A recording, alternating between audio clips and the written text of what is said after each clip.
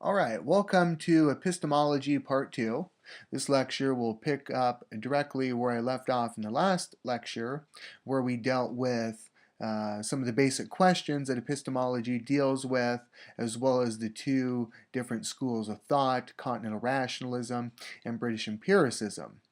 What I want to do in this lecture is to explore the differences between an analytic proposition and a synthetic proposition.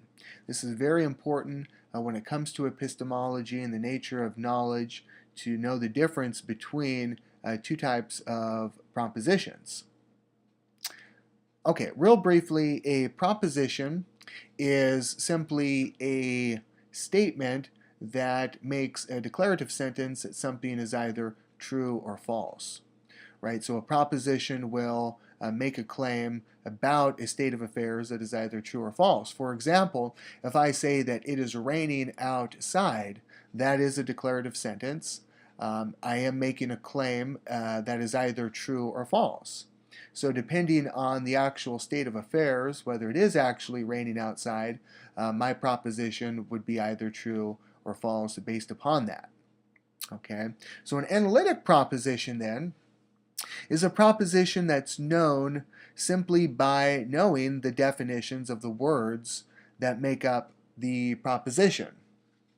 Okay, so we could say then that analytic propositions are those whose truth, or the truth of the proposition, seems to be knowable by simply knowing the meaning of the words involved in the proposition. Okay, that sounds a little more complex than what it actually is, so let me give you several examples. Blue is a color.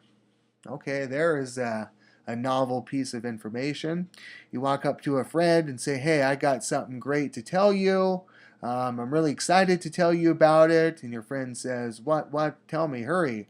Don't hesitate any longer. And you tell them, blue is a color. Wow, they are probably going to look at you in amazement, right? There's nothing new there. Okay, so if we analyze the term blue, well, once we have come to the conclusion and discovered that blue by nature is a color, we realize very quickly that the proposition blue is a color doesn't tell us very much. In other words, I know that blue is a color simply by the meaning of the word blue. Okay, the predicate portion of the statement contributes nothing to the subject. Okay, so let me just break that down for you real briefly. Take the proposition that we're working with, blue is a color. Blue would be the subject of this proposition. The subject tells us what the sentence is about. This particular sentence is about blue. So that would be the subject. The predicate, on the other hand, ascribes something to the subject. So the predicate will reveal something about the subject. Well, in this case, the predicate doesn't tell us anything new, right? Once we know all there is to know about the subject, blue, well, we automatically know that blue is a color.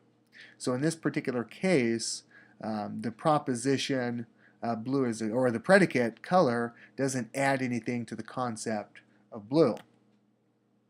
Another example would be all bodies are extended.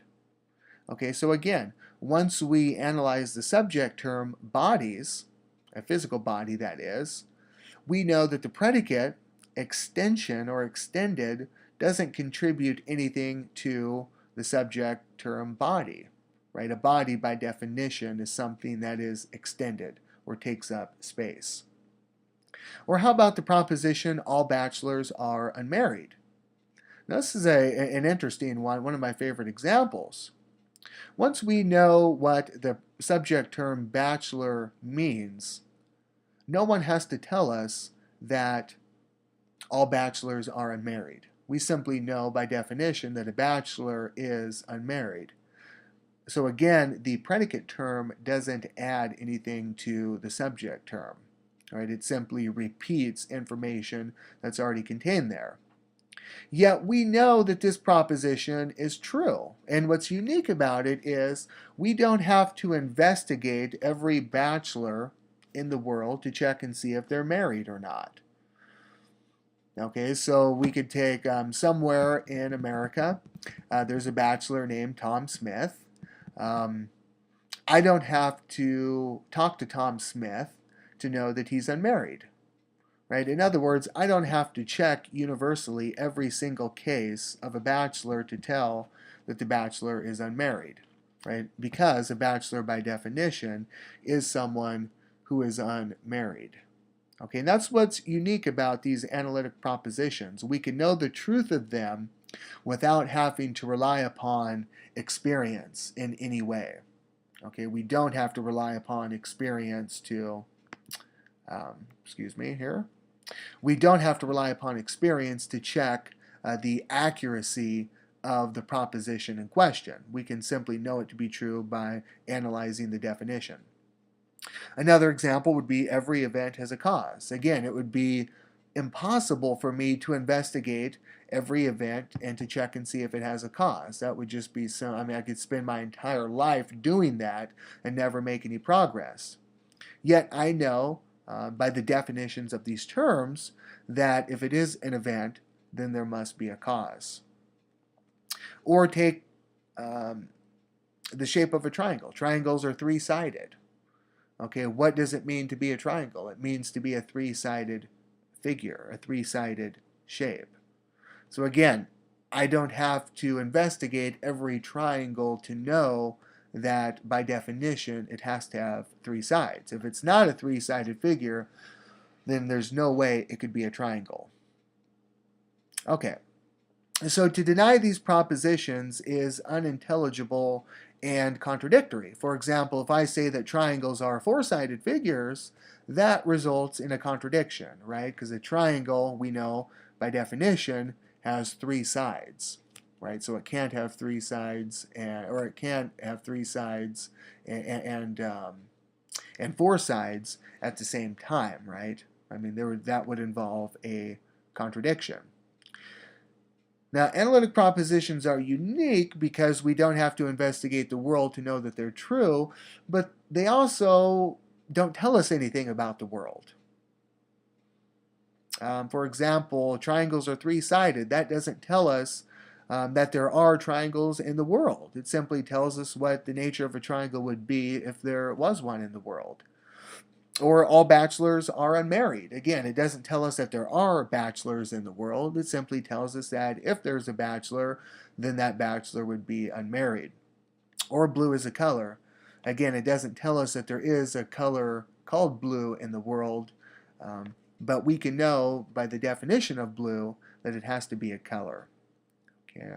So on the one hand, they're unique, they're neat, they're universal in that we don't have to investigate and to experience these things to know that they're true. But on the other hand, these propositions don't reveal a whole lot about the world.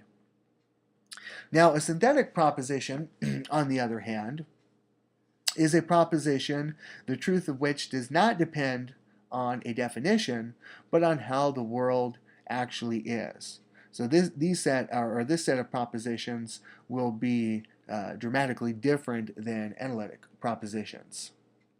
For example, the sun is approximately 93 million miles from Earth. Well, I can't determine that just by examining the idea of the sun. Right? In other words, I have to investigate. I have to experience the world, conduct experiments, perform some observations in order to know that this proposition here is true. Okay, so that's much different than an analytic proposition. Okay, so for my statement, the sun is approximately 93 million miles from the Earth, for it to be true, this statement has to correspond with how the world actually is.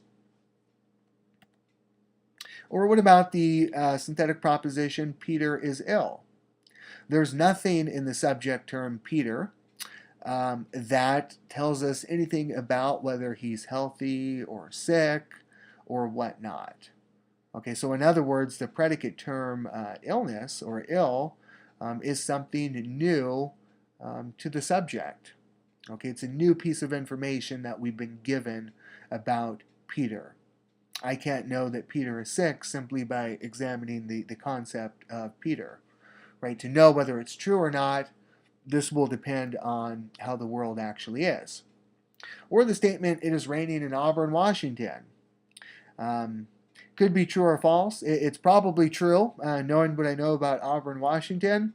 But again, it would depend on what's actually taking place in Auburn right now in order to determine whether the statement is actually true or false.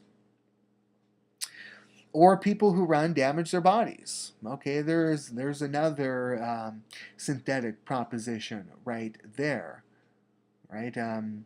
We can't. There's nothing about damaging their bodies that's contained within the concept of people who run. Right? That's something that we have to learn through experience and through observation. Some doctors that specialize on eyes are rich.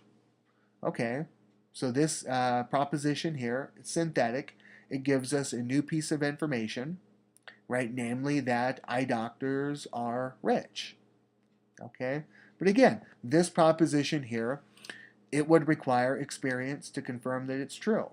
I would have to go and find at least one eye doctor who is rich in order for me to validate whether the statement is true or false. Thus, we can conclude that to deny a synthetic proposition is not contradictory, as it is contradictory to deny an analytic proposition. Okay, so this is just a brief lesson on the difference between analytic and synthetic propositions.